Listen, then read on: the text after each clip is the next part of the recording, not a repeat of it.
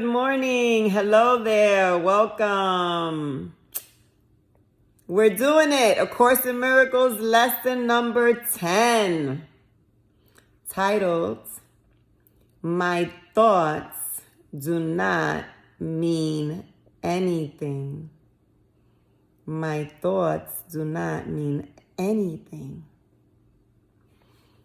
This idea applies to all the thoughts of which you are aware or become aware in the practice periods.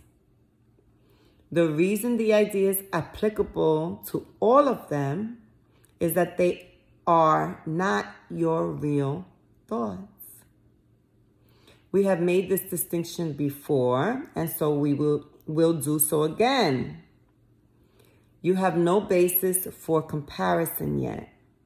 When you do, you will have no doubt that what you once believed were your thoughts did not mean anything. This is the second time we have used this kind of idea. The form is only slightly different. This time, the idea is introduced with my thoughts instead of these thoughts, and no link is made overtly with the things around you. The emphasis is now on the lack of reality of what you think you think. This aspect of the correction process began with the idea that the thoughts of which you are aware are meaningless, outside rather than within, and then stress their past rather than their present status. Now we are emphasizing that the presence of these thoughts means that you are not thinking. This is merely another way of repeating our earlier statement that your mind is really a blank. To recognize this is to recognize nothingness when you think you see it. As such, it is the prerequisite for vision. Close your eyes for these exercises and introduce them by repeating the idea for today quite slowly to yourself. Then add, this idea will help to release me from all that I now believe. These exercises consist, as before, in searching your mind for all the thoughts that are available to you without selection or judgment. Try to avoid classification of any kind.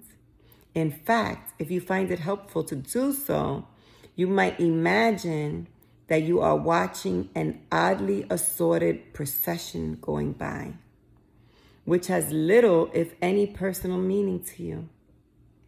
As each one crosses your mind, say, my thought about blank does not mean anything.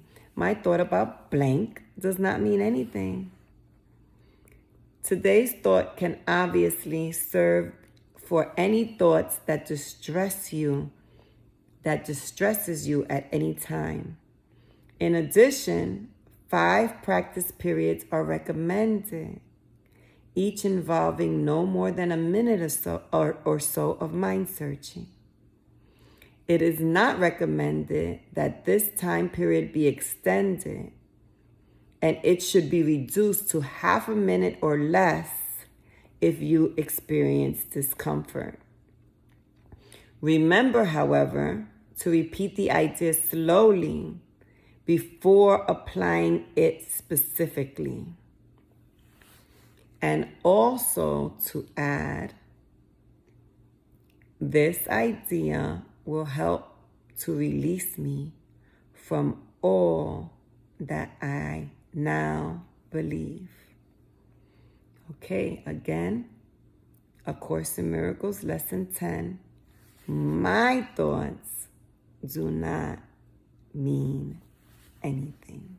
So the highlights for me here are that my thoughts are meaningless. And they're the past, not the present. And thoughts really mean that you're not thinking at all. And that your mind is really blank. And this is the prerequisite for vision. So I guess we're going to learn what vision means moving forward. And I could use help remembering that too. I'm telling you, this is my third time, and I still learn every time I do it. So search your brain, the normal things, see the thoughts as just like moving past you. Then say to yourself, my thoughts do not mean anything. And then say to yourself, slowly add, this idea will help to release me from all that I now believe. So we're in the process of undoing, people. Undoing everything so that the truth can show up in your mind and in your life, so that the truth becomes natural. And some of the truths are, because I've done the Course in Miracles, that you are forever for infinity one with God and everyone else, in love, in peace, in joy, in anything that you can think of that is awesome, that is loving, that is peaceful, that makes you happy. God established his relationship with you to make you happy. Wow, that's in the Course. Wow, that's beautiful, right? So know that realization for you is coming, if it's not there yet. And I just want to encourage you to keep going. You're already here. You're already doing it. And if nobody's telling you that they're proud of you for where you are today, I am. I am proud of you. And I know that when I really did the Course in Miracles, I had nobody that I knew that was doing it. Nobody that I knew that I could necessarily talk to about it, or that I felt confident talking to about it. Eventually, I did have someone that was from the retreat that I did call on at times when I was having a hard time. And I did have my best friend who wasn't doing it, but she was open to hear me talk about it, you know? And then, I had a few people. So know that most likely God will send you somebody if it's for your path that you can talk to, that you're not alone. But I did it all by myself every single time. And now, these days, I even know people who are authors that write about the Course in Miracles. That's my friend.